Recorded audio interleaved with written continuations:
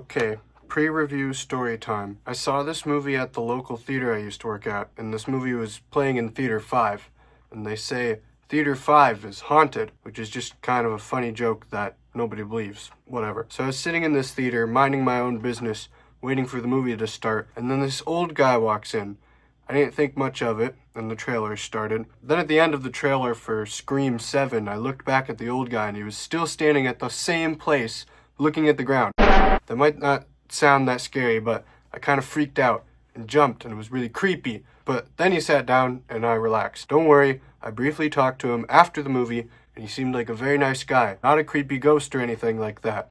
Just a guy that likes to stand. Anyways, me being jumpy in the theater had nothing to do with this movie. Gore Verbinski's, that's hard to pronounce. Gore Verbinski's latest movie, Good Luck, Have Fun, Don't Die. A movie which I found to be much less pointless than that story I just shared. As the trailer advertised, this movie is completely unhinged. Well, kind of. Right off the bat, in the first 5 minutes, Sam Rockwell is yelling at everybody that the world is ending because everyone is on their phones. And the movie doesn't get any less in your face as time goes on. The movie tackles problems in our society right now in a very exaggerated but also unique way. Social media addiction, AI slop, school shootings, it's all there. Unlike something like One Battle After Another, which is a bit more subtle about what it's going for, this movie is definitely telling you that AI is evil and the end of humanity. Anybody even half paying attention to this will take that away as the message. I have nothing against the message of this movie or what it's saying, but I think I prefer it when the message is more subtle and leaves room for personal interpretation. That kind of thing usually leads to more thinking and discussion afterward, which I really value. That being said, I can understand why this movie is the way that it is. If we're being perfectly honest, people are ignorant and lazy. Sometimes you need to shout a little bit to get people's attention. Give him a little jolt. And you can tell Gore Verbinski is angry and feels very much like shouting. While being very in your face, I think it avoids talking down to the audience, which is important for good satire. What works about this movie is that it has a really interesting structure. You've got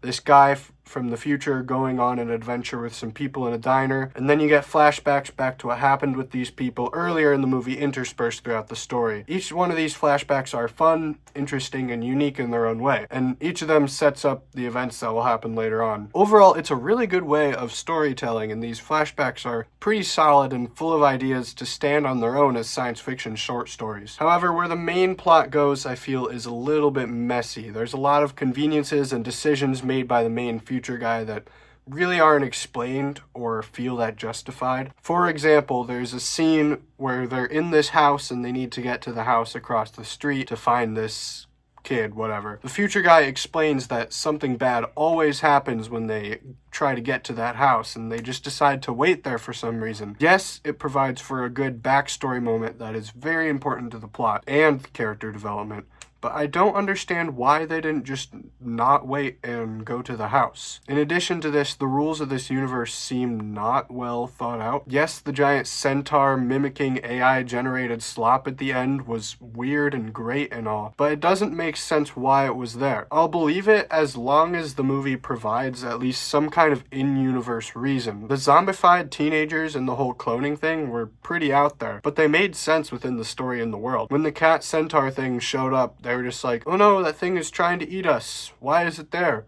Oh well, just no time to think about it. Gotta move on to the next thing. And then it's just not explained. And without spoiling the end of this movie, I liked the end of this movie, but also I didn't because it was kind of dumb. I have mixed thoughts. And yet, at other times, the plot is kind of the best part of the movie. Like I said, things are set up throughout the first while in the backstories and end up playing a larger role by the end in many very satisfying ways. There's a lot of questions brought up about certain characters and foreshadowing of things that keeps the movie intriguing. And then, of course, it's satisfying when it actually pays off those questions. J.J. Abrams. Mystery box. I guess that's just kind of the standard for good writing, though.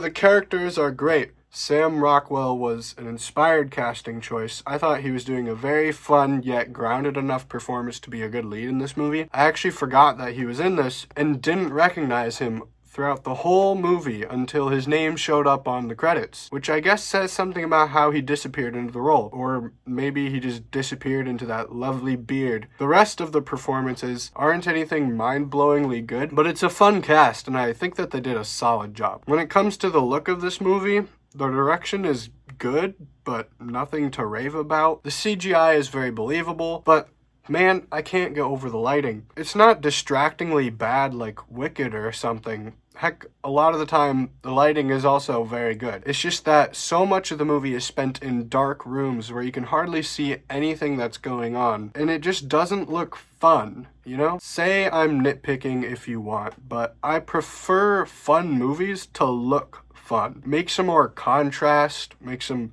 fun, crazy light stuff. Go all Joel Schumacher Batman, you know? It's so annoying that this crazy and insane science fiction movie is mostly dominated by scenes of people just standing in dark rooms. Like, why? Throughout this review, I've said a lot of negative things, but what I really want you to take away is that despite a few issues, I thought this movie was very fun and very enjoyable. It flies by. They made the movie under 2 hours, which is nice. It's a perfectly enjoyable time at the movie theater. I just wish it had gone a little further and cleaned up a few things. I might have ended up loving it. I know Gore Verbinski has it in him. Rango and Pirates of the Caribbean are awesome. He was definitely trying. He's just not quite there yet with this one. I'm kind of conflicted on what rating to give this. I've been wavering between a really high 6 or a really low 7. And no, that's not funny. I think I'm gonna settle on a 6 out of 10 for this one. I enjoyed it. It's a great concept with lots of insightful things to say, executed fairly well, but with a lot of flaws that do bring it down for me. Also, that old guy that made me scared said that this movie was just okay, in case you were wondering about that. So that's it. Tell me in the comment section if you agree or if you disagree, or how I can improve as a reviewer, and also tell me your favorite flavor of ice cream. Ciao.